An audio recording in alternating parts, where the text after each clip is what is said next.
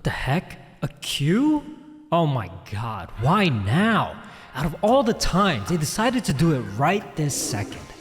I spent practically 24/7 on the computer, and the moment I go to the bathroom, that's when they decide to release. Can't make this up. I swear they're watching me. Come on. Come on, come on, come on, come on. Please, please, please, please. Open the monitor, open my bots, and start. Please let me get something. The Mega Evolutions Phantasmal Flames collection dropped on Pokémon Center. Despite being a tiny bit late, I managed to check out over 300 boxes. I only got 60 something checkouts, but each checkout is multi-carts and multi-quantity. Bad news is that out of all of these boxes, I managed to only get 10 for myself personally. As you can see, I was running 2 Stellar AIO bots. One is for Polar Chef's ACO, where I'm botting on behalf of our community, and the other is my personal botting setup, but I was mainly prioritizing the ACO setup. Now, this drop caught a ton of people off guard because for several months at this point, Pokémon Center has been dropping consistently on Tuesday, but today is Monday. So it came as a surprise to a lot of us, including myself. I was literally caught with my pants down when these dropped. And that's the importance of having your Discord notifications set up correctly so that you don't miss a thing. And from this point moving forward, it's especially important not to get complacent. So for Pokémon Center, between 10 a.m. and 3 p.m. on weekdays is when you should at least make sure you're able to see your Discord notifications so that you can move accordingly. Or do you think that online retailers should just schedule releases instead of having them become shock drops? Scheduled or surprise drops? Let me know in the comments what you guys think is better. It is Wednesday, which means it's time for another Walmart drop. The ones I'm going for today are the Prismatic Booster Bundles, the Black Bolt Booster Bundles, and this time we're also going to be going for a few of the Magic the Gathering avatar cards. I'm not going to get rich from this, but profit is profit, so let's do it.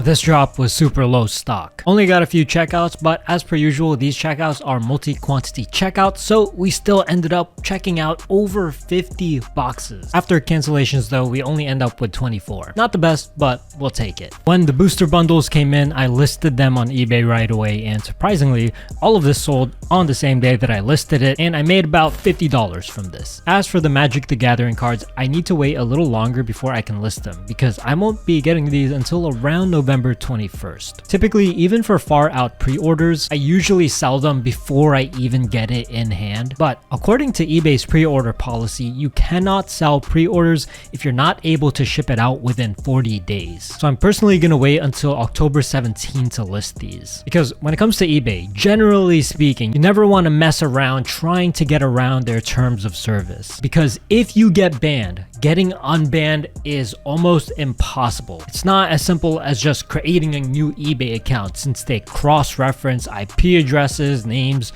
social security number. So if you try to evade your ban by making a new account, you just can't. So don't even risk it.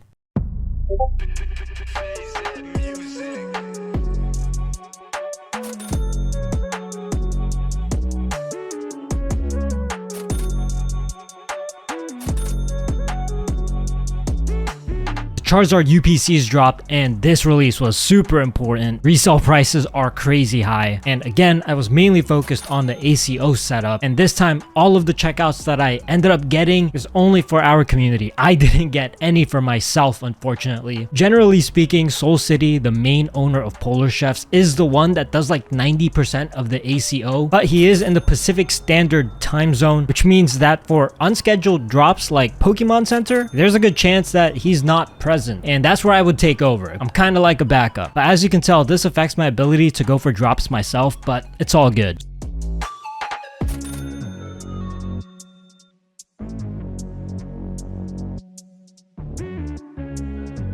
So for this drop, Pokémon Center actually did something mid-release, and because of that, I only ended up getting around 20 something checkouts, but hey, better than nothing. Today, a bunch of orders came in, starting off with a package from Target for the Blooming Waters. And finally, this big ass mega evolution orders came in. Waited for about a month and a half for these. In my other video, I predicted that I would get even more cancellations, but thankfully, that really wasn't the case. Between the Gardevoir ETBs and the Lucario ETBs, I'm receiving a total of 156 ETBs. So far, only 120 of them got delivered, which means I still have a lot more on the way.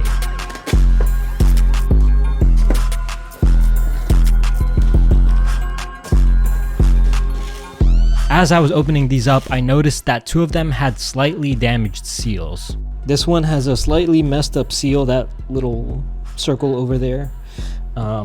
This one as well, as you can see, but everything else looks good. Everything else is in perfect condition. Hopefully this won't be too much of an issue. So I let my buyer know to see if he'll be all right with this. If you're ever doing business, you always want to be transparent with what you're selling. In my opinion, good, honest, reliable business will net you even more money in the long run. So it's never worth it to screw over your customer over a couple of dollars, ruining your reputation and your relationship with your customers, even if it might be something as small as this.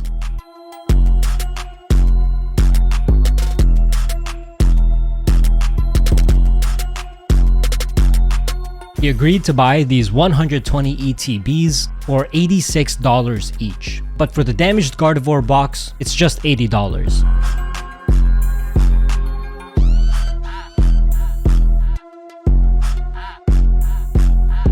He also paid a little bit extra on top since these are being shipped to a slightly further location than normal. So my buyer sent me a total of $10,325. The amount of time it took me to fulfill this order though was a little bit longer than I expected. Generally, I just slap on the shipping labels on these and then send them out. However, this order was big enough for me to justify combining these packages so that I can save a couple of $100s on shipping. So this did not take me 20 minutes like I originally predicted. I Frankensteined boxes together to fit more cards per package, so fulfilling this order took me around 3 hours. But after shipping, this sale of 120 ETBs netted me $2,857.74, and I still have 36 more ETBs on the way. Furthermore, Pokemon Center pre-orders also started to come in. 4 Pokemon Center ETBs, 2 booster bundles, and 2 booster boxes. I'll probably make around an extra $800 in profit just from these alone, but I'm not going to sell them right this moment. The past 15 days has been amazing for me, and the next couple of weeks honestly is going to be even crazier. So hopefully we do well on those upcoming drops, but we're going to have to save that for the next episode.